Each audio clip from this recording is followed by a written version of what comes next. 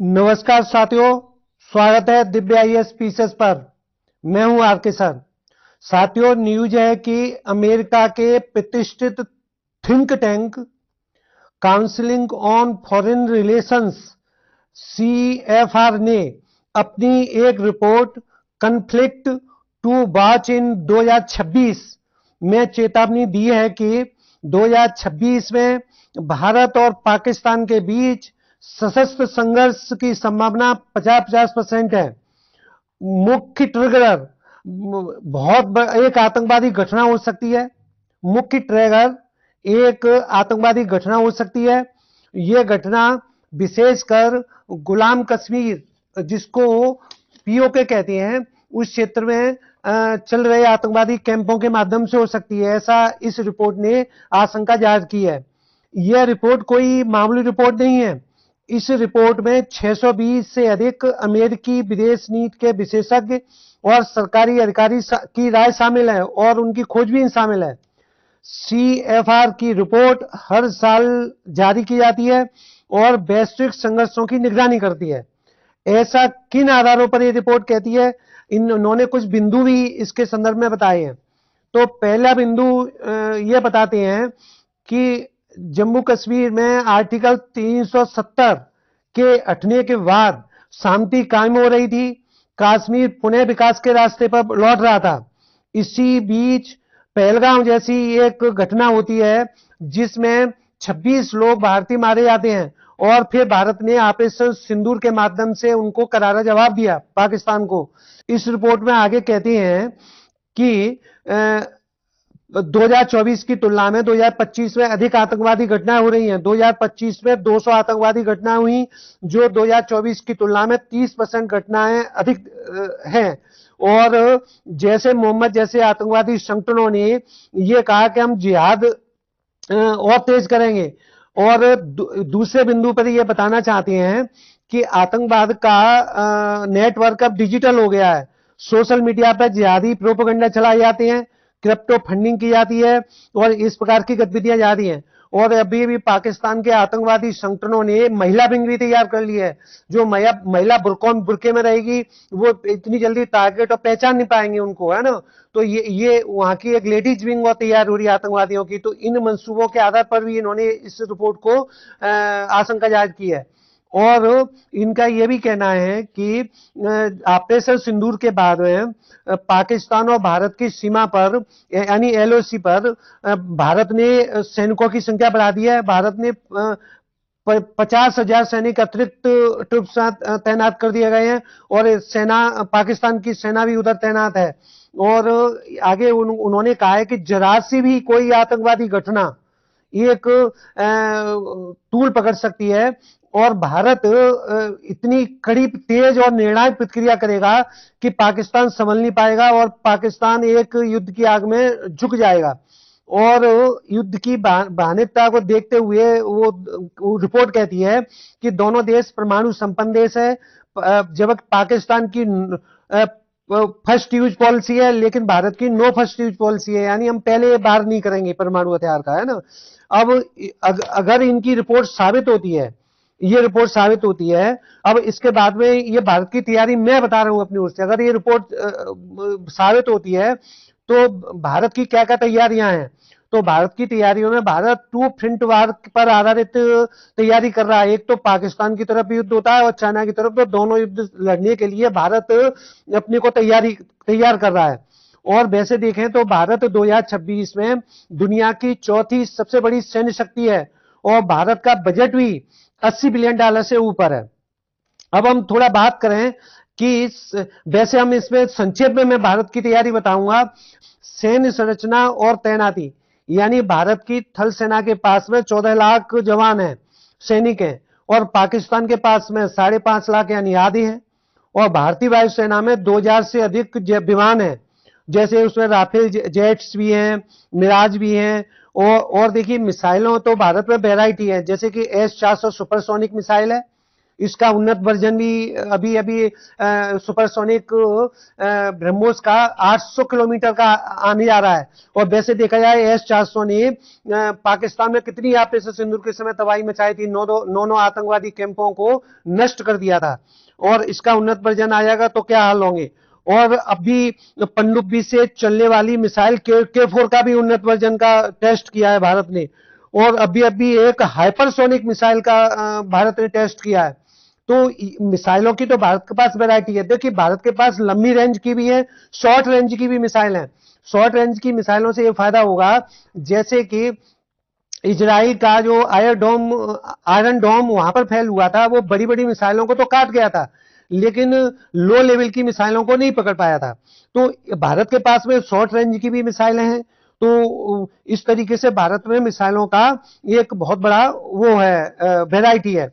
इसी प्रकार से भारत के पास में देखिए राफेल जेट विमान है, और भारत के पास में समुद्र के भी राफेल जेट विमान आने वाले हैं। और भारत स्वयं अपने तेजस फर्स्ट और तेजस सेकंड विमानों का अभी अभी परीक्षा कर रहा है। और Su-57 पांचवी पीढ़ी के फाइटर जेट लेने के लिए रूस से भी बातचीत हो रही है। और हम एम का विमान भी पांचवी पीढ़ी का बनाने जा रहे हैं। तो इस प्रकार भारत के जो विमान के आगे पाकिस्तान बिल्कुल ही भी नहीं ठहर पाएगा, है ना। जैसे पाकिस्तान के पास ले दे के वो F-16 विमान है अमेरिका वाले, और चाइना के जेट तो कहीं टिक ही नहीं पाते हैं। वो ऑपरेशन सिंदूर में ही देखा होगा आपने। तो इस तरीके से वायुसेना में भी पिछड़ा हुआ है, थल सेना में भी पिछड़ा हुआ है, और नौसेना में भी पिछड़ा हुआ है। अब हम अभी अभी एक डील की बात करते हैं। भारत ने अपनी सीमा को चाक चौबंद करने के लिए और दुश्मन को जवाब देने के लिए, यानी सुदर्शन चक्र की जो संकल्पना थी उसको पूरा करने के लिए, भारत ने 79,000 करोड़ यानी 79,000 करोड़ की डील, स्वदेशी डील की है, जो भारत की ही कंपनियां उसको बना के देंगी, जो एक डेढ़ साल में ये कंप्लीट हो जाएगी। मतलब 27 में और 28 के शुरू में ये सारी विमान और इतनी मिसाइलें हमको मिल जाएंगी। आइए देखते हैं एक एक करके इसमें क्या क्या है। तो नंबर एक तो इसमें कॉमिक्रॉन ड्रोन है। कॉमिक्रॉन ड्रोन का मतलब यह है कि AI आधारित है, और ये एक बार उड़ जाते हैं तो रियल टाइम डाटा दुश्मन के क्षेत्र का लेते हैं, और वो कमांड पाकर तुरंत ही वो आग की तरह बरस जाते हैं और दुश्मन के टैंक और बख्तरबंद वाहन है उनको नष्ट कर देते हैं। इनकी रेंज 50 से 100 किलोमीटर की है। 1000 यूनिट ये भारत में शामिल होने जा रही हैं। अब दूसरे हथियार की बात करते हैं। Low level light weight radar, यानी बहुत हल्के हैं, इनको अरुणाचल प्रदेश और लद्दाख और जम्मू कश्मीर जैसे ऊंचे ऊंचे हिमालय पर्वतों पर इनको हम तैनात कर सकते हैं, क्योंकि ये ऊंचाई पर ले जा सकते हैं, बहुत हल्के हैं। और ये कम ऊंचाई पर उड़ने वाले UAVs और ड्रोन उनको डिटेक्ट कर लेंगे, और डिटेक्ट करने के बाद में कमांड सेंटर को भेज देंगे, और मिसाइल इनको नष्ट कर देंगी इन ड्रोनों को। और इसकी खासियत ये है कि ये 360 डिग्री घूम सकती है, यानी चारों तरफ देख सकती है। जैसे कि अमेरिका की थर्ड प्रणाली है तो केवल 270 सेंटीग्रेड ही देख पाएगी, कहने का है कि 90 सेंटीग्रेड उसका पीछे रह जाता है, पीछे से कोई बाहर कर सकता है। ये 360 डिग्री घूम सकती है, रडार है ना, घूम सकते हैं। जो ये रडार प्रणाली है, ये दुश्मन के उनको वो कर लेगी, पहचान लेगी, है ना। अब तीसरे हथियार प्रणाली पे आते हैं, Pinaka multi level rocket system. ये एक साथ 12 रॉकेट लॉन्च किए जा सकते हैं इसके द्वारा। और ये मिसाइलें हैं, दुश्मन के जितने भी विमान हैं, ड्रोन हैं, मिसाइल हैं, उनको काट देंगी उड़ने के बाद, है ना। ये 1000 रॉकेट भारत में शामिल होने वाले हैं।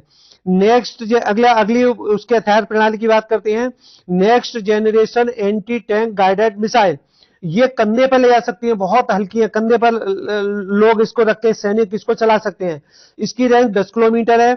इंटीग्रेटेड जैसे ड्रोन है, और क्या नाम है, ये UAVs को ये टारगेट कर देंगी और टैंक को ये नस्तनाबूद कर देंगी, है ना। एक लेजर आधारित तकनीक प्रणाली भी भारत में शामिल हो रही है। Integrated drone detect interdiction system, यानी जो दुश्मन के UAVs और ड्रोन आएंगे तो उनको पहचान लेना। तो ये लेजर तकनीक के द्वारा है। ये उड़ते हुए ड्रोन की जो कमांड मिल रही है दुश्मन के क्षेत्रों से, तो उसको काट देंगी और ड्रोन रास्ता भटक जाएगा, और वो अपने आप ही भटकने के बाद में वो डिस्ट्रॉय हो जाएगा।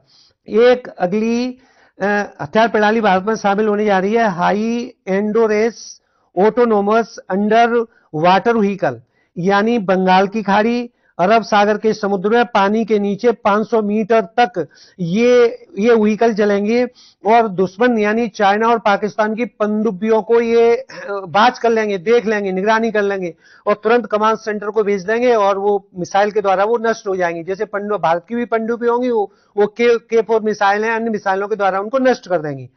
और फिर एक अगला सिस्टम भारत में शामिल होने जा रहा है टारपीडो ट्यूब लॉन्च, यानी एक ट्यूब के द्वारा कई व्हीकल को, जैसे यूवीज हैं, ड्रोन्स हैं, वो पानी में चलने वाले उनको छोड़ दिए जाएंगे और इसी ट्यूब के द्वारा दुश्मन के जितने भी जो व्हीकल तैर रहे हैं, ड्रोन्स वगैरह, उन्हें पानी पर उनको नष्ट कर दिया जाएगा।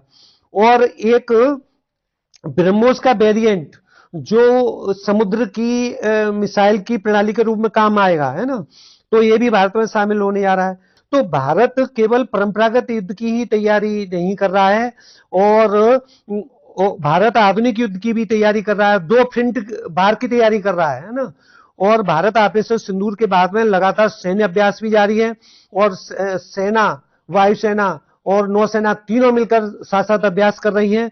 और अगर जरा सी भी, जैसे कि रिपोर्ट में कही है, जरा सा भी पाकिस्तान की तरफ से कोई भी आतंकवादी घटना होती है या कोई पाकिस्तान गलती करता है तो भारत ऐसा त्वरित, तेज और निर्णायक जवाब देगा कि पाकिस्तान फिर उठकर खड़ा हो भी नहीं पाएगा। तो साथियों, इस प्रकार के करंट इश्यू को जानने के लिए जुड़े रहिए दिव्य IAS पीसेस पर। धन्यवाद।